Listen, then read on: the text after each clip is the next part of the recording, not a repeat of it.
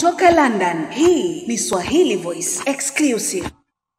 Mimi nilizungumza na rais ulipokuwa katika kikao maalum juu kule, lakini sikuweza kumaliza kila kitu. Lakini masikitiko yangu ni kwamba kuna watu wengi ambao tunawapeleka kule au tunazungumza nao tukawashawishi waende, wakifika pale wanapata tabu. Mfano wa hayo ni yule rafiki yangu ambaye ana ardhi yake tayari ya mirathi kule Mwera, alitaka kujenga hospitali ya macho.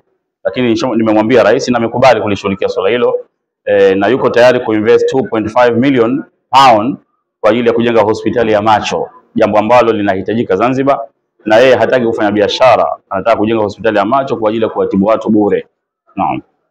Asante sana. Asante sana chef. Tunaagiza samaki kutoka nje, tunaagiza kuku kutoka nje. Sasa sisi kama Lulu Foundation ambayo ipo Zanzibar, kama nilivyokuambia, tunaanza ufugaji wa kuku wa nyama, ufugaji wa kuku wa mayai, na kuweza kuwasaidia Wazanzibari na kuwafundisha jinsi gani wanaweza wakafuga kwa hali hii ambayo tunaofuga kwenye standard ambayo tuko nayo hapa, na wasaidia wajane, wamama wajane, na wasaidia watoto yatima, ili kusudi waweze kupata fursa na wao pia waweze na pia tunawekeza na wao na kuwasaidia kuwapatia mifugo once wakishatuonyesha kwamba wameweza kupata kile tunachowafundisha. So if we feel that they are perfect, then tunawapatia vifaranga na wao wanakwenda kufuga, na tunawafuatilia na wao tunachukua mifugo yao na sisi tunaweza kuuziuza. Kwa hivyo upande huo wa aquaculture tunataka tuweze kuhakikisha kwamba we turn around this. Tumechoka kuona container zinatoka Zanzibar, container zinaingia Zanzibar, watu wanauziwa kuku kwenye macontainer frozen. No, why should we do that? Wakati tuko huku sisi tuna akili, tunaweza kufanya vitu kama hivyo. Kwa hivyo nataka kurudisha hii na narudisha, tutakuwepo maonyesho 8 ndio pale sisi tupo. Foundation inaitwa Lulu Foundation ambayo itaweza kusaidia vitu kama hivyo. Upande wa samaki pia, kwa nini tunaagiza samaki frozen? Container zinakuja, so kutakuwepo na samaki na kutakuwepo na madarasa ya kuweza kuwafundisha. Hasa watu wangu ni kina mama wajane, watoto school dropouts, watoto mayatima ambao hawana mtu ambaye anaweza kusaidia. We have a lot of school dropouts in Tanzania. What are we doing with them?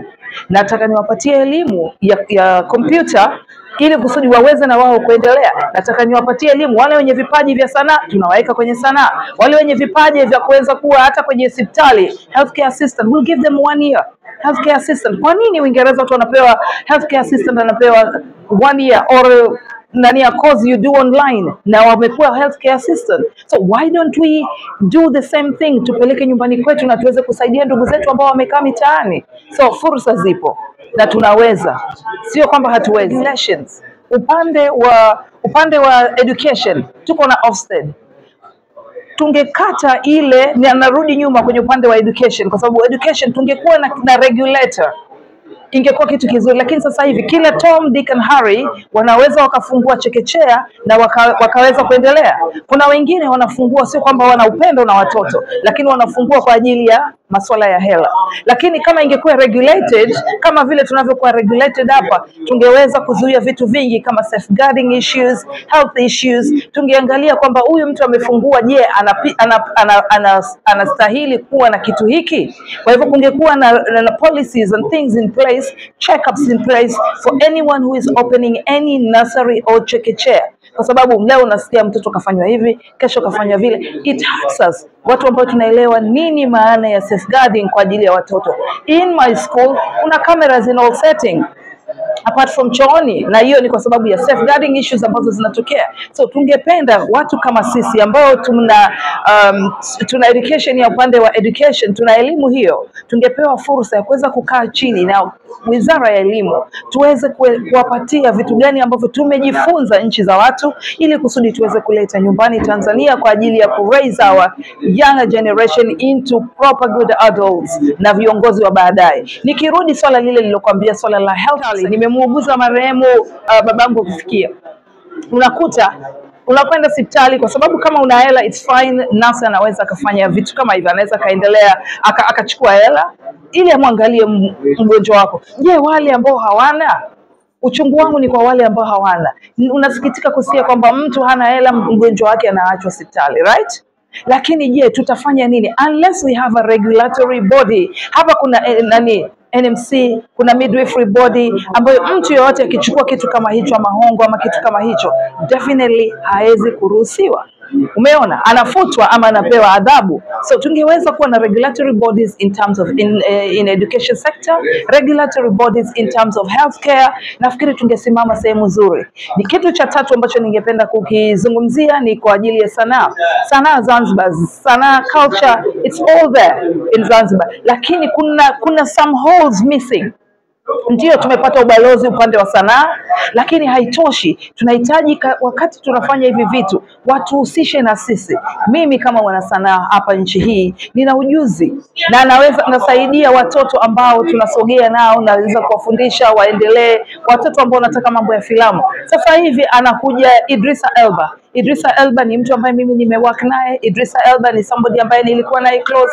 Anakuja kwenye nini tunaita Zanwood, isn't it? Asio Zanziwood. I think Zanwood is gonna be the best. Na napendekeza iitwe Zanwood. Kwa hivyo ikiwa Zanwood inakuja kwetu, tunafanya kitu gani? Tuna wasanii kama hawa watoto. Nilitoka nao huku wakapewa fursa ya kwenda kuimba, kwenda kumtizama rais. Tumekwenda mpaka kule. Tumefika kule watoto wakupata fursa kutumbuiza mbele ya rais, mheshimiwa rais. So vitu kama hivyo tuweze kuangalia tunafanya nini. Zanwood inakuja kwetu sasa, sisi wana sanaa tunaweza tukafanya nini ili kuleta mambo modern way of things. Kuna vipaji vingi. Mimi babangu mdogo kutoka Pemba anafanya vichekesho kila leo, hata akiongea kwenye simu ananiambia mimi nina kipaji mama, hicho umerithi kutoka kwangu. Sasa nimerithi, yes, I can say yes, nimerithi. If I'm on stage, I'm the perfect Lulu out there. Lakini nikiwa hapa tena lazima niwe Lulu ametulia, si ndio? Na watu kule tuna vipaji vingi. Hivi ni vipaji vimetoka nyumbani, lakini tukiweza kushirikiana kuweza kupata ile fursa ya kupata hawa watu ambao wana vipaji, tutafika mbali. Ninafungua foundation yangu ambaye itakuwepo Kizimbani Magharibi inaitwa Lulu Foundation. Lulu Foundation itakuwa inasaidia upande wa sanaa, upande wa ufugaji, upande wa elimu kwa kina nani. Nashughulikia sana wale watu ambao hawana say, kina mama wajane na watoto ambao ni watoto wanaitwa nani, the kids who don't have watoto yatima, ndio watoto ambao naoshughulikia ili kusudi kuweza kuwapatia elimu kuhusu vitu kadha wa kadha. Kama IT ndugu yetu pale kasema, hiyo ni kitu ambacho tunakiangalia. Tunataka tuwapatie vitu ambavyo tukapandisha sanaa pia ili kusudi sanaa iwe ni kitu cha kipaumbele. Zanwood ikija inakuta kwamba Wazanzibari wapo mtakata. Tukute kwamba Wazanzibari wapo, Watanzania bara wapo kwa upande wa Zanwood. Ya mwisho tunakwenda kwenye mambo ya ufugaji. Ufugaji ni kitu ambacho kwanza kabisa nimefurahi sana kumwona Mheshimiwa Rais amefika hapa Uingereza, kwa sababu mimi nilikuja hapa kama miaka 2 au 3 iliyopita, sijawahi kumwona Rais amefika hapa. Kwa hiyo nimefurahi sana and ni kweli ni jambo muhimu sana kwa nchi yetu, kwa sababu inatupa fursa sisi vijana na watu wengi kufanya biashara zaidi huko Tanzania na pia huko Uingereza, na inatupa motisha kubwa sana, kwa sababu unajua kwa wenye diaspora kuna witikio kwa vitu vingi na wana maswali mengi sana kuhusu kuna jinsi gani kuinvest na kuwekeza nyumbani, kuna jinsi gani wakiwekeza investment yao imekuwa protected. Kwa hiyo hizo maswali Mheshimiwa Rais aliweza kujibu leo, and kwa nafasi nzuri sana kukutana naye. Cha pili, diaspora wengi sana wanauliza kuhusu dual citizenship. Sasa unajua nchi East Africa, Kenya wana dual citizenship, Uganda wana dual citizenship, Nigeria wana dual citizenship, South Africa wana dual citizenship. Nchi ambazo zinaenda mbele zaidi kwa sababu investments zinaongezeka zaidi wana dual citizenship. Sasa sisi tunakaa nasema hatuna dual citizenship, sawa, lakini ukisikia wito wa diaspora ni kuhusu dual citizenship. So tukitangaza hadhi maalum alafu atueleze ina benefits gani vizuri. Watu wengi hapa diaspora wanaendelea kulalamika. So hiyo ni ombi langu ya pili. Tuwe wa kweli, tuwe wazi, tueleze hadhi maalum ni nini, kwa sababu kama watu wengi wanalalamika inamaanisha hawajaelewa. Na sio mimi tu kama Benja nasema, lakini mimi nakutana na diaspora wengi. Diaspora wengi sana ni wateja wangu, na wateja 500 sasa hivi. Kwa mimi nikikutana na wateja wao wananiambia mimi, Benje tusaidie kuambia rais. Hii ndio maana nasema ukweli, ni bora nikwambie ukweli, sio kusema vitu viko sawa. Tusaidie sisi pia diaspora. Kutoka London, hii ni Swahili Voice Exclusive.